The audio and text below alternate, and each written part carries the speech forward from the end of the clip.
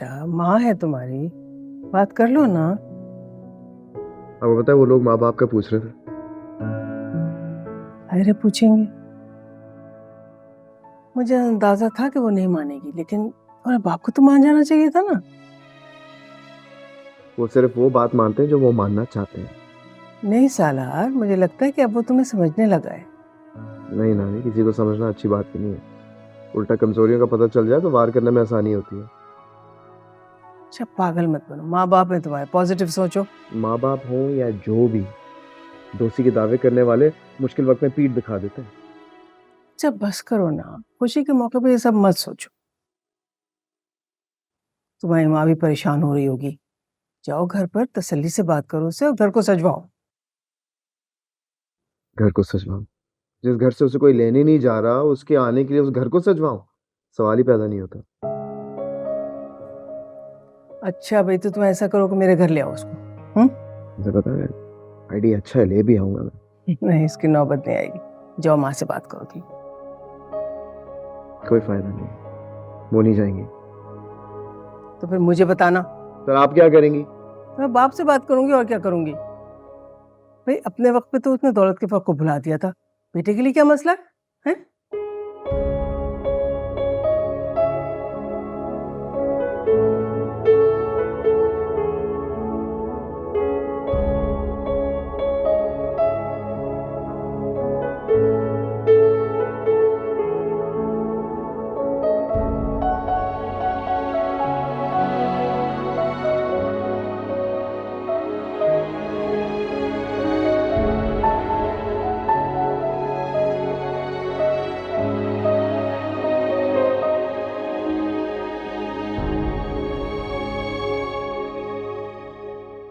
अगर पैसे ना मिले ना तो तुम्हारे ताया ने मुझे घर से निकाल देने की धमकी दी है, समझे?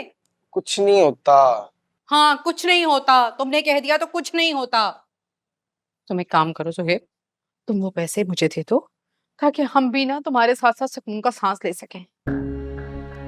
ताई, मैं आपसे कह रहा हूँ मुझे पैसों का नहीं पता। देखो सुहेब, मुझसे ना झूठ बोलो। मैं अच्छी तरह से जानती हूँ कि तुम्हारे अलावा किसी के हाथ में इतनी सफाई नहीं हो सकती कि वो लॉकर से पैसे उठाए और वो पकड़ा ना जाए। आप भी तो नहीं पकड़ी गई कभी? कभी ताया ने पूछा आपसे कि हर 3 महीने बाद किरण बाजी के सोने के जेवर कहाँ से बन जाते हैं? देखो सुहेब, इस वक्त ना मैं इस बहस में नहीं पड़ना चाहती। मैं सिर्फ इतना कह रही हूँ कि मुझे वो पैसे लौटा दो बस। तो किरण बाजी के जेवर में से कुछ बेचते हैं? क्या जेवर बेच दूं मैं? यानी तुम्हारी चोरियां भुगताने के लिए मैं किरण के जेवर बेच दूं? हाँ तो बनाए हुए तो मेरी चोरी से ही थे ना। अरे कल तक अगर ना दियो ने वापस तो वो मुझे घर से निकाल देंगे, समझा करो। कल तो उन्हें वो खुशखबरी मिलेगी, इससे ज्यादा का सदका बांट देंगे। क्यों? ऐसा क्या होने वाला है कल? हमारी बारात जो आ रही है। मुझे नहीं पता था कि मेरी शादी से तुम इतना खुश हो ज़ोहैब। तुम्हारी शादी से नहीं, तुम्हारी रवानगी से खुश है। पता है मुझे, इसलिए मैंने सोचा कि यहाँ आकर कुछ कहा सुना माफ कर दूं।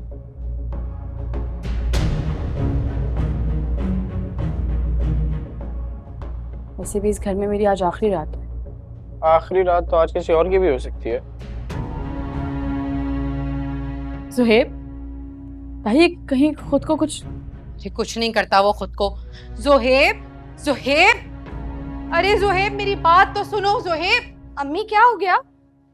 किरण, अपनी सोने की चेन निकाल कर दो मुझे जल्दी लेकिन से। मैं अपनी चेन क्यों? अरे निकाल कर दो चेन जल्दी से, जाओ जल्दी लेकर आओ। जोहेब, लेकर आओ ना।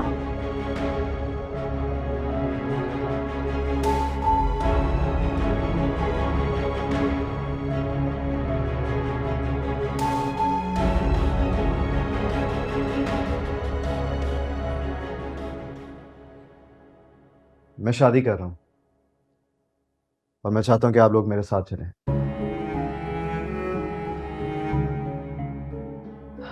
सालार, मैंने तुम्हें पहले ही ये बात सुने, मैं चाहता हूँ कि आप उसे उसका स्टेटस देकर लेने चलें। उसके खानदान का नहीं हुआ। अच्छा,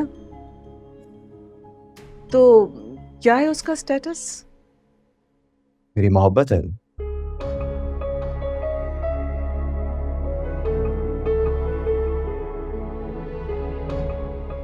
मेरी जिंदगी, मेरा सब कुछ, ये है उसका स्टेटस। सलार, तुम बहुत बड़ी गलती कर रहे हो। मैं सही कर रहा हूँ या गलत, I don't think that really matters right now, लेकिन मैं फैसला कर चुका हूं।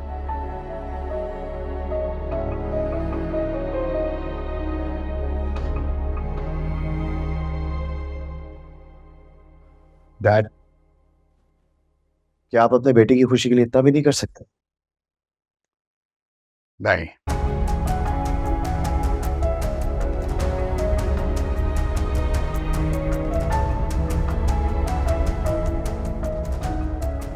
और ना ही मैं तुमको ये करने की इजाजत दूंगा।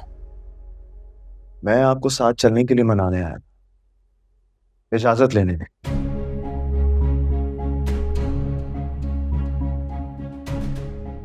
तुम क्या समझते हो कि तुम हमारी इजाजत के बगैर यहाँ किसी को भी ला सकते हो?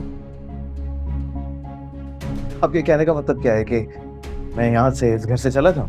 भाई, तुम्हें यहाँ से जाने का कौन कह रहा है? तुम्हारा अपना घर है, कुत्ते पालो, बिल्लियां पालो, हमने कभी रोका है? कम ऑन डैड, अब तुम्हें आस्तीन का सांप पालने का शौक पड़ गया है ना, तो फिर पूरा कर लो।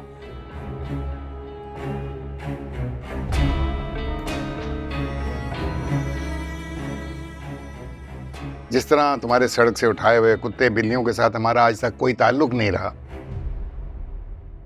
इसी तरह अगर किसी राह चलती को अपनी बीवी बनाकर लाओगे, उससे हमारा कोई ताल्लुक नहीं होगा।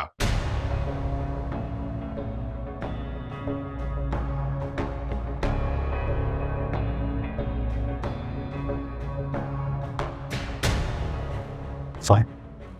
तुम्हारी नानी और बहन को मैं ऑलरेडी बता चुका हूं, मेरे फैसले के खिलाफ जो जाएगा उससे मैं तमाम रिश्ते तोड़ लूंगा। सुन रहे हो तुम?